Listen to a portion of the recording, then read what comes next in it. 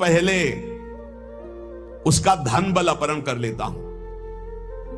ये धन बल अपहरण कर लेता हूं। जब वो निर्धन हो जाता है तो सगे संबंधियों का अपहरण कर लेता हूं।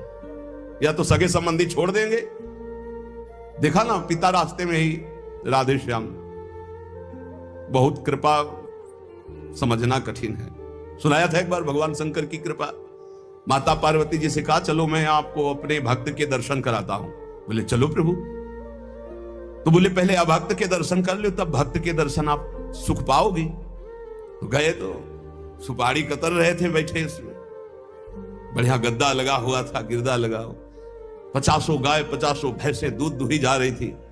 प्रातःकालीन का समय था। संत वेश में गए और कहा भगत जी 100 ग्राम दूध दे दो, शालिग्राम भगवान को स्नान कराना है। चल दिया सुबह से, और क्या क्या बोलना सो। महादेव जी ने कहा हे भगवान, जितनी संपत्ति और वैभव इससे दुगना इसकी कर दो। माता जी ने कहा औघड़ इसीलिए कहा जाता है इनको, बड़े औघड़ नाथ है। 100 ग्राम दूध ले दिया, गाली दिया, ऊपर से कह रहे संपत्ति कह दो दुगनी। बोली नहीं पर अंदर अंदर बहुत विचित्र औढ़र दानी है इनका। आशुतोष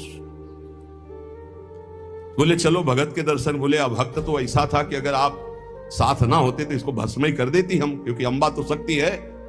आपका अपमान। अभक्त ऐसे ही होते हैं, तुम्हें नाराज नहीं होना। भक्त के पास गए, एक झोपड़ी फूस की, एक गाय, और उसी फूस की झोपड़ी में माँ उसकी मैया रहती थी।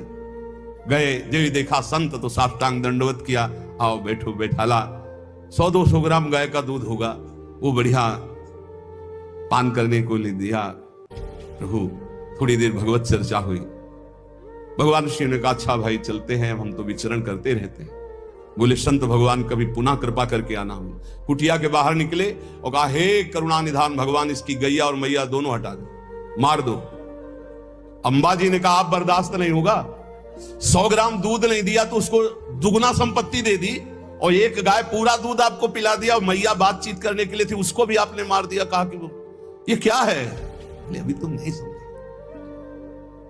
जब इतनी संपत्ति में साधु अपमान करके ऐसी गालियां देता है, जब डबल संपत्ति होगी तो ऐसा अपराध करेगा घोर नर्क जाएगा, समझो। और इसका कुछ मन मैया में जाता है, कुछ गैया में जाता है। दोनों भगवान के पास गए, भी अखंड हमारा चिंतन करेगा या हमें लीन हो जाएगा। माता जी का ये बात तो सही। तो बोले जिस पर मैं कृपा करता हूं, इस माया प्रपंच से उसे अपने स्वरूप में स्थित करता हूं। वो जरूरत देखो, जरूरत है।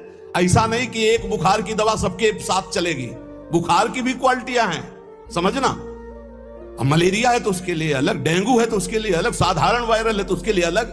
हम लोग साधारण बुखार वाले हैं, चिंता मत करो। ऐसे हाई इंजेक्शन नहीं लगेंगे जैसे त्रिपुरदास जी के लगे, या प्रहलाद जी के लगे, या नरसिंह मेहता जी के लगे, या मीरा जी के लगे। अपने लोगों के नहीं लगेंगे। बहुत ऐसे वायरल, जैसे ऋतु का बुखार है ना, अपने लोग ऐसे बुखार के मरीज हैं। डेंगू वाले नहीं है कि भर्ती हो जाए, प्लेटें कम हो रही। डरना मत। अलग अलग बुखार की जैसे दवा, ऐसे अलग अलग भक्ति की स्थिति की परीक्षा होती है। अब इसकी स्थिति क्या होगी, वो तो जगत पावन करने वाले भगवान ये देखते हैं। बहुत सुंदर बात है ये, अगर समझ में आ जाए। भगवान अंधकार का नाश कर देते हैं, भगवान स्वप्न का नाश कर देते हैं। ये सब स्वाप्निक जगत है। अब मोह ममता से युक्त इसलिए डर जाओगे, तो हम कह रहे हैं तुम्हारे साथ ऐसा होगा ही नहीं, क्योंकि तुम उतनी स्थिति के ही नहीं हो। डरना मत, सच्ची मानिए।